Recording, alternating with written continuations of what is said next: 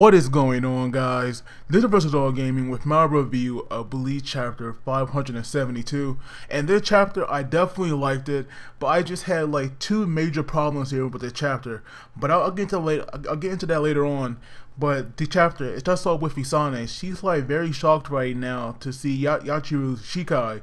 And we see now that Yachiru here, she basically, like treating battle as a game right now, because she was saying, on your marks, get set. And then out of nowhere, we see her break out into like little routine with her Shikai spirits. And I will admit that, it was rather funny to see this. But we have Isane that was like trying to comprehend the power of her Shikai, because she was saying that it's not a katana that can transform into a living being like Captain Unohana. And she also said that it's not a living material. Well, she was saying that it's not made out of a living material like Captain Hisagaya. And of course, it's not a Bankai as well. She was like very surprised that a Shikai like this actually exists. But then we have the vanishing point, who we were all pretty sure were going to die here. We actually see that he is somehow still alive, but he is definitely hurt, because right now he's losing a ton of blood. But we see that right now he actually revealed another power that he has, and he used the power to escape Yachiru's last attack, but he still got hurt by it. So it's called the Vanishing Slider, and by concentrating all of his spiritual pressure into sliding backwards just a bit, he can reach a speed that surpasses his opponent's speed. So that right there is the only way that he dodged that attack. But it still hurt him though, because we see that his face is like split from his forehead down to his nose. So even though he's alive, he's definitely in pain.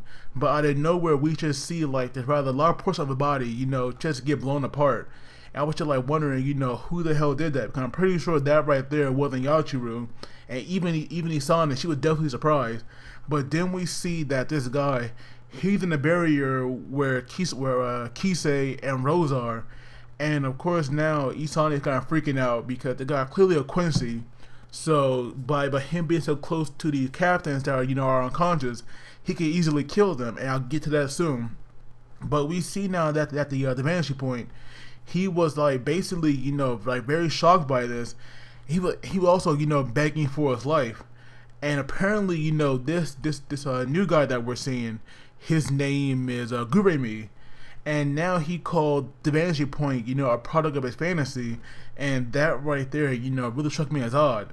But now he said that even from his own memory, he has now vanished. And I'm pretty sure that he was definitely not referring to the vanishing point power. But now we see that he actually gets very pissed off. And even though he's so heavily wounded, he's now charging toward Guremi with like this knife that actually looked very different in his panel. I'm not sure if it had like some new design, or maybe it's just the way that it looked.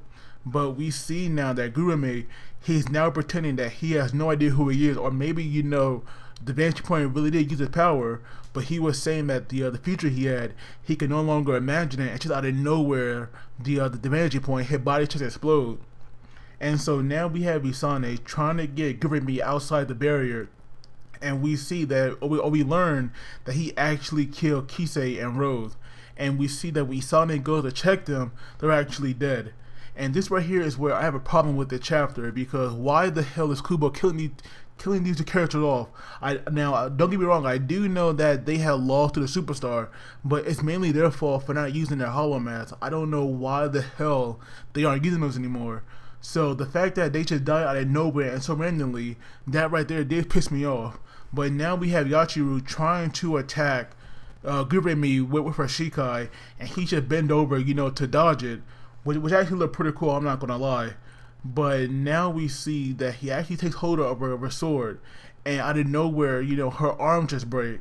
And so now he said, just imagine it, what if the bones in your arm were like made of nothing more than cookies?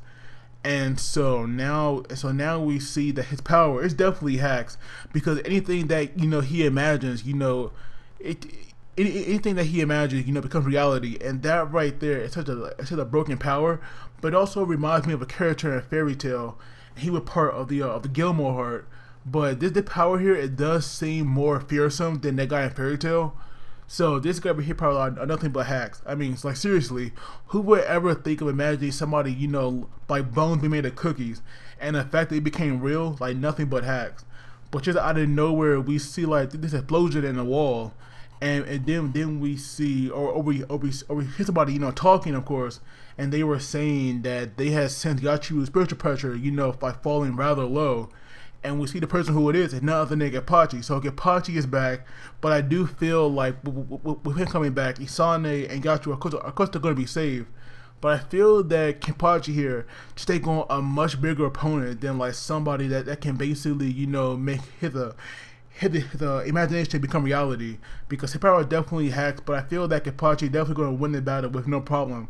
But I feel like that like a person like this really wouldn't be worthy of like feeling the experience of Kenpachi Bankai. Like maybe Kenpachi would like use it for like experience or something, but I feel that he just saved a Bankai for like somebody like Juha Botch. But overall, Kenpachi coming back is definitely the best part of the chapter. But the part that made me just have a certain problem with it, it was when Rose and Kensei was just killed off like that. But as always, please do not forget to like the video and subscribe, because that really helps me out.